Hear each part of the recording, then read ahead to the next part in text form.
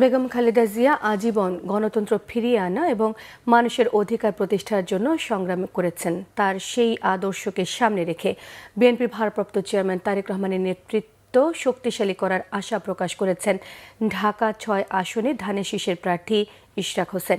বেগম খালেদা জিয়া রুহের মাগফিরাত কামনায় ঢাকা ৬ আসনের সাধারণ নাগরিকদের পক্ষ থেকে এই দোয়ার আয়োজন করা হয়। কবি নজরুল সরকারি কলেজ মাঠে মিলাদ এবং দোয়া অনুষ্ঠানে ইশরাক হোসেন বলেন, বেগম খালেদা জিয়ার জানাজায় লাখ লাখ মানুষ উপস্থিত হয়ে আল্লাহর কাছে তার জন্য দোয়া করেছেন। তার আশা মানুষের ভালোবাসা এবং দোয়া আল্লাহ নিশ্চয়ই কবুল করেছেন। আলোচনায় অন্যান্য নেতারা বেগম খালেদা জিয়ার আত্মত্যাগ এবং তারেক রহমানের উপর জুলুম নির্যাতনের কথা তুলে ধরেন। জাতীয়তাবাদী মুক্তিযোদ্ধা দলের সভাপতি ইশতিয়াক আজিজ উলফাত সহ বিএনপি ও সহযোগী সংগঠনের নেতাকর্মীরা দোয়া অনুষ্ঠানে উপস্থিত ছিলেন।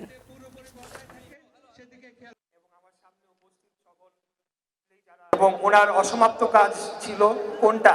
বাংলাদেশে গণতন্ত্র প্রতিষ্ঠা করা। এটার জন্যই ওনার লড়াই সংগ্রামটা ছিল। অতএব আমরা বাংলাদেশে গণতন্ত্র প্রতিষ্ঠা করার মাধ্যমে ওনার সকল যে ত্যাগ সেটার প্রতিদান দেবো ইনশাআল্লাহ। আমাদের প্রাণপ্রিয় নেতা দেশনায়ক তারেক রহমানের জন্য দোয়া প্রার্থনা করছি, মহান আল্লাহ তাআলা ওনার হাত ধরে যাতে আমাদেরকে বাংলাদেশে গণতন্ত্র প্রতিষ্ঠা করার তৌফিক দান করেন।